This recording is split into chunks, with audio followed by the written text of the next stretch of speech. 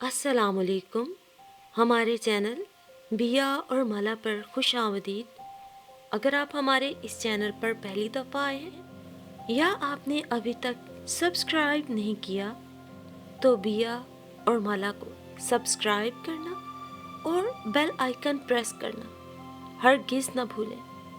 اور کہانی پسند آئے تو لائک، کمنٹ اور شیئر کریں. ہیرا نے اپنی آنکھوں کو زور زور سے مسلا. اس کی کوشش تھی کہ اس کے آنسو رخسار پہ گرنے سے پہلے ہی غائب ہو جائیں. اس حرکت سے وہ اپنی آنکھیں سرخی مائل کر چکی تھی. اس نے اپنے دل کا درد چھپا لیا تھا. وہ اس درد کا ذکر خود کو جنم دینے والی اماں بی بی سے نہیں کرنا چاہتی تھی، کیونکہ خود اماں بی بی اس درد کا سبب تھی. ہیرا، پالک دھو لو، اماں بی بی نے ہیرا کو کہا، اور خود گوشت کو بھوننے میں اس قدر محو ہو گئیں کہ انہیں اپنی بیٹی ہیرا کی سرخ سوجی آنکھیں، کانپتے ہونٹ، زرتی مائل افسردہ چہرہ نظر ہی نہ آ رہا تھا. آج اماں بی بی کے لاڈلے سپوت اظہر نے اسکول جانے سے پہلے پالک گوشت کی فرمائش کیا کرتی.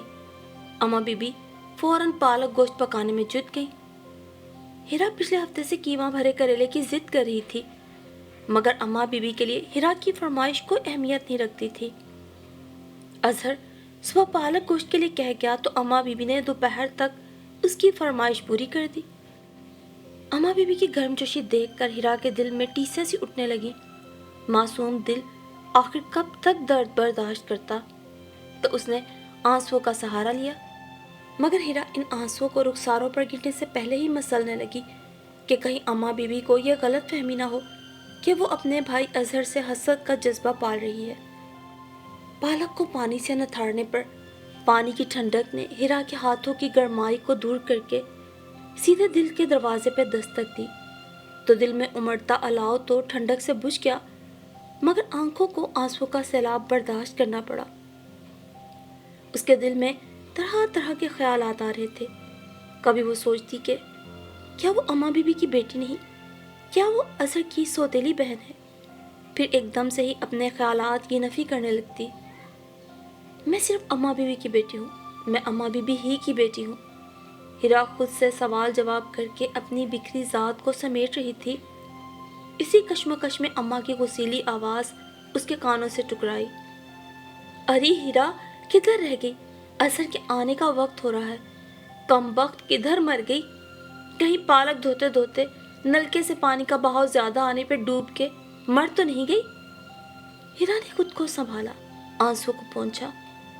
اماں بی بی آ رہی ہوں کہہ کے وہ تیزی سے ہاتھ چلانے لگی. ہیرا نے جب پالک کی تھالی اماں بی بی کے ہاتھ میں دی تو اماں بی بی نے خفگی سے اسے گھورا. پالک دھونے پر اتنا وقت لگایا کرو گی تو تمہارے سسرال والے تو بھوک سے مر جائیں گے. ہاتھوں میں تھوڑی تیزی رکھو لڑکی، کہیں تمہاری سسرال والے مجھے تانے دیتے رہیں کہ بیٹی کی تربیت اچھے ڈھنگ سے نہیں کی.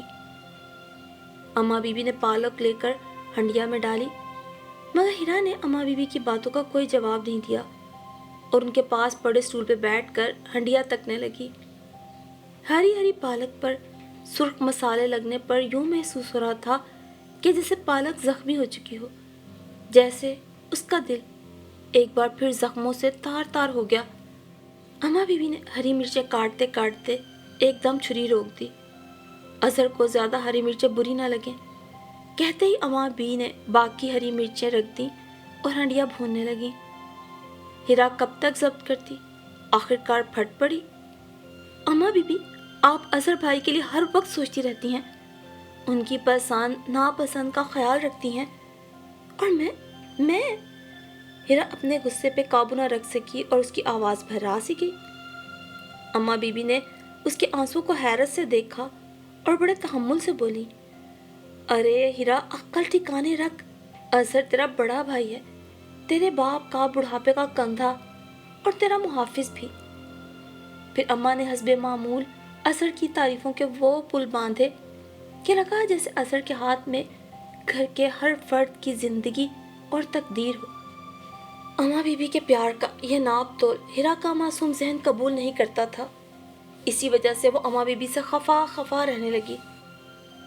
روز و شب اسی طرح گزرتے رہے اور ہیرا نے جوانی کی دہلیز پہ قدم رکھ دیا۔ عروج شباب بھی ہیرا کے لیے عذاب بن گیا۔ اماں بیوی کی جھڑکیوں، نصیحتوں کا نیا دور شروع ہو گیا۔ اسکول سے دیر کیسے ہوگی؟ زیادہ ٹی وی مت دیکھا کرو، آہستہ آواز میں بات کیا کرو، اظہر کا کمرہ صاف رکھا کرو، اظہر کی چیزوں کی دیکھ بھال کیا کرو۔ ہیرا کے لیے اماں بیوی کے پاس بے شمار نصیحتیں تھیں اور یہ سب نصیحتیں درست بھی تھیں، مگر غصہ تو اس بات پہ آتا تھا کہ اظہر کے لیے کوئی نصیحت اور بندش نہیں تھی۔ یہ تضاد اور یہ تفرقہ اسے اندر ہی اندر مارے دیتا۔ ایسا ہرگز نہیں تھا کہ ہیرا نے اپنی تہذیب کے دائرے سے نکلنے کی جرت کی ہو، مگر اماں بیوی پھر بھی ہر وقت ہیرا پہ اپنا غصہ نکالتی۔ یہ اماں بیوی کا عالم تھا کہ وہ ہر کسی کا غصہ ہیرا پہ نکال دیتی۔ ہیرا نے بھی وقت کے ساتھ ساتھ یہ محسوس کیا تھا کہ اماں بیوی اس کو ہر چیز غصے اور طانے سے دیتی۔ اسکول کالج کی فیس سے لے کر کتابوں، کھانے پینے، پہننے کی چیزوں تک کے پیسے۔ اظہر کو ہیرا پہ برتری حاصل رہی۔ یہ ایسی تلخ حقیقت تھی کہ جس نے ہیرا کے معصوم ذہن کو دھچکا پہنچایا تھا۔ اماں بیوی کی یہ بات کہ وہ ایک بیٹی ہے اور اظہر ایک بیٹا ہے اور بیٹے ہی والدین کا سہارا ہوتے ہیں، اسے بہت تکلیف دیتی۔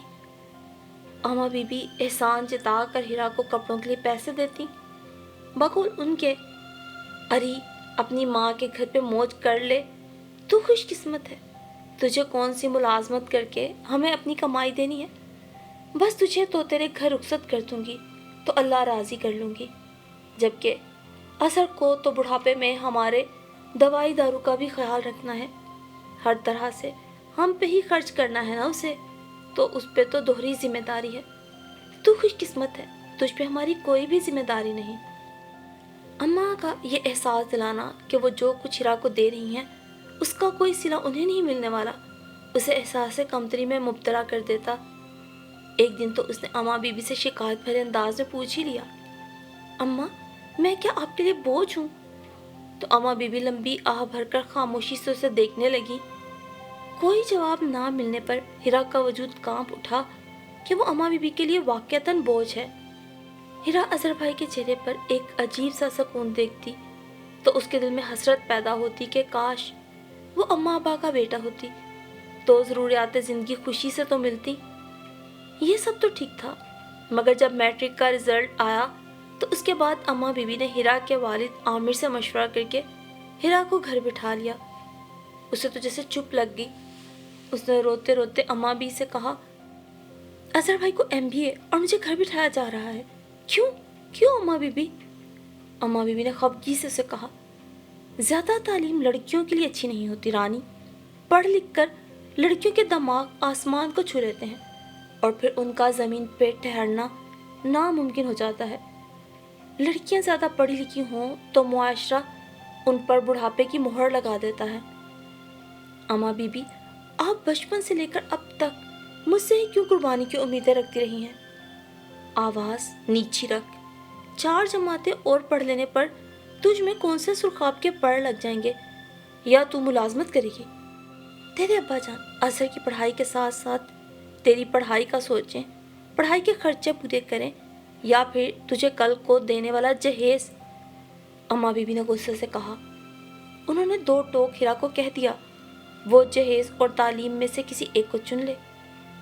ہیرا نے پھوٹ پھوٹ کے رونا شروع کر دیا، اور پھر وہی ہوا جو ہمیشہ سے اماں نے چاہا۔ ہیرا نے پڑھائی چھوڑ دی اور گھر کے کاموں میں لگ گئی۔ پھر ہیرا سارا دن گھر کی صفائی، ہنڈیا اور اظہر کے لیے من پسند ڈشیں تیار کرتی رہتی۔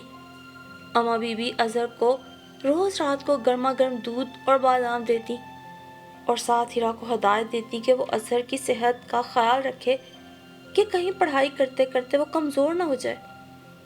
ہیرا اماں کی ہدایات سن کر افسردہ ہو جاتی۔ یہ نہیں کہ اسے اپنے بھائی کی صحت کی پرواہ نہیں تھی، لیکن اماں بیوی کو اس کا بھی تو خیال ہونا چاہیے تھا اور یہ سوچنا چاہیے تھا کہ ہیرا کو تعلیم حاصل کرنے کا کتنا شوق تھا۔ کاش وہ بھی پڑھائی کرتی اور اماں بیوی اس کی صحت کا بھی یوں ہی خیال رکھتی۔ اس کے دل میں کئی طرح کی حسرتیں جاگتی۔ پھر جب اماں بیوی کو ہیرا کی کوئی فکر نہیں تھی تو اظہر کو کیسے ہوتی؟ عامر صاحب کے دل میں البتہ کبھی کبھار اپنی بیٹی کے لیے پیار اور شفقت ضرور ابھرتی، یا پھر یہ ان کا احساس جرم ہوتا، مگر پھر وہ معاشرے کے رسم و رواج کے مطابق اپنی اس محبت اور جذبات کو دبا لیتے کہ پڑھائی اتنی ضروری نہیں، بس بیٹی کو بیاہ دینا ہی ایک باپ کا فرض ہے۔ زندگی کی گاڑی اپنے سفر پہ چل رہی تھی۔ ہیرا کی تمام کلاس فیلوز کی شادیاں ہو گئی، مگر ہیرا کسی دوست کی شادی کی تقریب میں شامل نہ ہو سکی، کیونکہ اماں بیوی کے نزدیک دوستوں کو تحائف دینا فضول خرچی تھی اور ان کے پاس ایسا فالتو پیسہ نہیں تھا۔ اور پھر کون سا اگلے گھر جا کے بھی ہیرا یہ دوستیاں نبھا پائے گی؟ 4 دن کی دوستیاں ہیں۔ لڑکوں کی دوستیاں تو عمر بھر ساتھ چلتی ہیں کہ ایک دوسرے کی ضرورت پڑتی رہتی ہے۔ لڑکی کا کیا ہے؟ پرایا دھن۔ کل کو شوہر اور سسرال کہاں دوستیاں نبھانے دیتے ہیں۔ اور پھر عامر صاحب ریٹائر ہو گئے، جو ایک سرکاری اسکول میں جاب کرتے تھے۔ تبھی اظہر کو بینک میں ملازمت مل گئی۔ اماں بیوی اور ابا جان کا کل سرمایہ اظہر بھائی تھے، لیکن اظہر کو گھر کی فکر نہیں تھی، بلکہ اسے اپنا گھر بسانے کی جلدی تھی۔ اور پھر ایسے ہونہار لڑکے پہ تو سبھی کی نظر ہوتی ہے، اور یہ نظر پڑوس کی لڑکی تبسم نے بھی اس پہ ٹکا رکھی تھی۔ کافی عرصے سے دونوں کا افیئر چل رہا تھا۔ شادی سے پہلے ہی وہ اپنی تنخواہ کا ایک حصہ تبسم کے تحفوں تحائف پہ خرچ کرتا۔ اماں بیوی کو خبر ہوئی تو انہوں نے پڑوس میں بدنامی کے ڈر سے فوراً اپنے بیٹے کی خواہش کو پورا کر دیا، اور ہیرا کی رخصتی کی بجائے گھر میں بہو کو خوش آمدید کہا گیا۔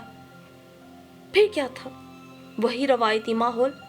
گھر میں ساس بہو کے جھگڑے کچھ یوں شروع ہو گئے جیسے روز سورج کو غروب کر کے رات کو چاند اپنی آب و تاب اور پھر دن کو سورج اپنی کرنوں کا غرور پیش کرتا ہے۔ تبسم بھابھی اس گھر میں اپنی حکمرانی چاہتی تھی، اور اماں بیوی اپنی حکمرانی چھوڑنے کے لیے تیار نہیں تھی۔ تبسم اور اماں بیوی کے جھگڑوں میں تبسم ہیرا کی روح کو تار تار کر دیتی، ایسے ایسے تانے دیتی کہ اس کے لیے کوئی جائے پناہ نہ بچتی۔ تبسم بھابھی کے تانے ہیرا کے دل پر لگتے، جس پر اماں آگ بگولا ہو کر جواب دیتی تو پڑوس والوں کو روز نیا تماشا سننے کو ملتا۔ بچپن میں ہیرا نے اماں بیوی کے تانے سن سن کے ہوش سنبھالا، اور اب جوانی میں وہ بھابھی کے تانوں کو برداشت کر رہی تھی۔ روز روز کی مار دھاڑ گالی گلوچ سے تنگ آ کر اظہر نے بیوی کا ساتھ دیا اور کرائے کے مکان میں رہنے کا فیصلہ کر لیا۔ اماں بیوی اظہر کے اس فیصلے پر حیران تھی کہ جس بیٹے کے لیے انہوں نے دن رات کی پرواہ نہیں کی، وہ بیٹا آج ایک پل میں تمام رشتے توڑ تاڑ کر جا رہا تھا۔ عامر صاحب تو یہ دکھ برداشت نہ کر سکے۔ انہیں فالج کا اٹیک ہو گیا کہ گھر کا خرچہ کیسے چلے گا، کیونکہ ان کی تو کل جمع پونجی اظہر ہی تھا، سب انہوں نے اظہر کی پڑھائی پہ خرچ کر دیا تھا۔ اماں بیوی تبسم کو کوستی رہی جو ان کے لاڈلے بیٹے کو چھین کر لے گئی تھی۔ یوں گھر میں فاقوں کی نوبت آ پہنچی، رشتہ داروں نے بھی ساتھ چھوڑ دیا۔ تو ایک دن اماں بیوی نے ہیرا سے کہا، اور بولتے ہوئے آنکھیں بھی چرائی، ہیرا تیرے ابا جان کی ادویات ختم ہونے کو ہے، میری بیٹی تو کہیں ملازمت تلاش کر لے۔ اور پھر ساتھ ہی اماں بیوی نے رونا بھی شروع کر دیا۔ انہیں اپنے بیٹے سے جو امیدیں تھیں وہ ان کے آنسوؤں میں بہہ گئیں۔ ہیرا نے اماں بیوی کو تسلی دی کہ وہ ابا جان کی دوا کے لیے فکر مند نہ ہو۔ پھر اگلی صبح وہ گھر سے ملازمت کی تلاش کے لیے نکلی اور در در بھٹکنے لگی، کیونکہ یہ بھی اس کی اماں بیوی کا فیصلہ تھا۔ مگر دنیا کی تیز رفتاری نے ہیرا جیسی کمزور ننھی جان میٹرک پاس کو کوئی سہارا نہ دیا۔ اتنی معمولی تعلیم پر کوئی بھی ملازمت دینے پہ رضامند نہ تھا۔ اماں بیوی روز شدت سے ہیرا کی منتظر رہتی، اور ہیرا کے گھر قدم رکھتے ہی وہ سراپا سوال بن جاتی۔ ہیرا اپنے آنسوؤں کو چھپا کر کہتی، تعلیم کی کمی کے سبب کوئی ملازمت دینے پہ تیار نہیں ہے۔ اماں بیوی کی آنکھوں میں بھی آنسو آ جاتے۔ وہ بھی اپنی غلطی پہ نادم تھی کہ انہوں نے اپنی بیٹی کی تعلیم کو اپنے بیٹے کی تعلیم پہ قربان کیا تھا۔ مگر ہیرا اماں بیوی کو تسلی دیتی کہ اللہ تعالیٰ کے گھر دیر ہے اندھیر نہیں۔ آخرکار اللہ تعالیٰ نے ہیرا کی بھاگ دوڑ اور محنت دیکھتے اس کی دعا سن لی، اور اسے 2000 ماہوار پر ایک پرائیویٹ اسکول میں ملازمت مل گئی۔ فاقوں سے بچنے کے لیے ہیرا کے لیے 2000 بھی کافی تھے۔ اس نے اسکول کے بچوں کو ٹیوشن بھی پڑھانا شروع کر دیا تھا، ساتھ تھوڑا بہت سلائی کا کام بھی کر لیتی۔ روز و شب کی محنت سے ہیرا اپنے گرتے گھر کی حالت سنبھالنے میں کامیاب ہو ہی گئی۔ مسلسل علاج سے عامر صاحب کی حالت بھی بہتر ہو رہی تھی، مگر ان کی آنکھوں میں ہیرا کے لیے آنسو ہوتے۔ اماں بی بی نے بھی تبسم بھابھی کو کوسنا بند کر دیا۔ اماں بی بی کو فکر لگی رہتی تھی کہ ہیرا بھی اپنے گھر کی ہو جائے، مگر اب تو ہیرا کے بالوں میں چاندی مہمان بن چکی تھی۔ ایسے میں اگر کوئی بھولے بھٹکے اس کا رشتہ لینے آ بھی جاتا تو دیکھتے ہی کم شکل و صورت اور کم تعلیم اور غریبی کے باعث انکار کر جاتا۔ اب ہیرا کا بھلا اس سب میں کیا قصور؟ یہ کم صورتی اور غریبی اس کا مقدر نہیں تھی، بلکہ اس کا مقدر بنا دی گئی تھی۔ کبھی وہ چاہتی تھی اپنے نصیب کو بدلنا، لیکن اس کے والدین نے تب اس کی ایک نہیں سنی تھی، جبکہ وہ اظہر بھائی جن پہ اس کے والدین نے اپنا کل اثاثہ نچھاور کر دیا تھا، آج بڑھاپے میں ان کی خیریت بھی دریافت کرنے نہ آتے۔ مہینوں گزر جاتے تو کبھی یوں ہی کھڑے کھڑے چکر لگا لیتے۔ اماں نے کئی بار اشارتاً ان سے ہیرا کا گھر بسانے کی بات بھی کی تو بس ان کا ایک ہی جواب ہوتا، بس اماں اس کا نصیب، ہم نے تو بڑی کوشش کی، پر چلیں ہنر ہاتھ میں ہے، نوکری کر رہی ہے، اپنا بڑھاپا اکیلی بھی اچھے سے گزار لے گی۔ وہ اظہر بھائی جنہیں اپنا گھر بسانے کی بہت جلدی تھی، آج بہن کو کیسے اچھے سے ہری جھنڈی دکھا گئے تھے۔ اس کی اور اس کی ماں کی ہر آس امید یہ کہہ کے توڑ گئے تھے کہ اسے اپنا سہارا خود ہی بننا ہے۔ اظہر بھائی کی طرف سے سیدھا صاف جواب ہیرا ہی نہیں، اماں بی بی بھی سمجھ گئی تھی۔ اماں بی بی خود کو ہیرا کا مجرم سمجھتی تھی۔ آپ کیوں خود کو میرا قصوروار سمجھتی ہیں؟ میں آپ کی بیٹی ہوں، میرا بھی تو فرض ہے کہ اپنے والدین کا سہارا بنوں، اپنے والدین کی دیکھ بھال کروں۔ بھلا کہاں لکھا ہے کہ والدین کی دیکھ بھال صرف بیٹا ہی کرے گا؟ ہاں اگر کوئی کر لے تو اس سے اچھا کچھ نہیں۔ ایک دن اس نے اماں بی بی کا شرمندہ چہرہ دیکھ کر انہیں تسلی دی تو اماں بی بی نے ہیرا کے سر پہ اپنا شفقت بھرا ہاتھ رکھ کر پہلی مرتبہ بہت فخر سے کہا، تو میری بیٹی نہیں ہے، تو میرا بیٹا ہے، بیٹا۔ خدا ہر کسی کو تجھ جیسی ہی بیٹی سے نوازے۔ ہم ہی کم فہم تھے، نہ سمجھ تھے، تیرے ساتھ نا انصافی کرتے رہے، پر تو نے تو ہماری اولاد ہونے کا حق ادا کر دیا۔ ہائے کاش کہ ہم نے بھی تیرا حق ادا کیا ہوتا۔ ہیرا نے محبت سے اماں بی بی کے ہاتھ تھام لیے تھے، اس کی آنکھوں سے بھی آنسو جاری تھے، لیکن آج پہلی دفعہ یہ آنسو خوشی کے تھے، اطمینان کے تھے اور شکر گزاری کے تھے۔ یہی وہ چند جملے تھے جنہیں سننے کے لیے بچپن سے اس کے کان ترس گئے تھے۔ اظہر بھائی کی تعریف اسے کبھی بری نہیں لگی تھی، لیکن اپنی ایسی بے قدری اور بے توقیری ہمیشہ اس کا دل جلایا کرتی تھی۔ اور یہ صرف ہیرا کا معاملہ نہیں، ہمارے معاشرے کی ہر لڑکی کی کہانی ہے جو بچپن سے ناقدری اور نا انصافی سہتی کئی طرح کے احساس سے محرومی اپنے دل میں پالتی، جب جوان ہوتی ہے تو وہ ایک مکمل اور خود اعتماد شخصیت کھو دیتی ہے، اور ایسے میں وہ اپنی ذات اور شخصیت کی اس توڑ پھوڑ کا الزام بھی کسی پر نہیں لگا سکتی، اور زندگی بھر نہ ختم ہونے والے مصائب کا سامنا کرتے کرتے ہار جاتی ہے۔ سو اپنی بیٹیوں کو اچھی تعلیم اور اچھی تربیت دیجیے، ان کی صحت، ان کی خوراک پہ بھی بیٹوں کی طرح ہی توجہ دیجیے۔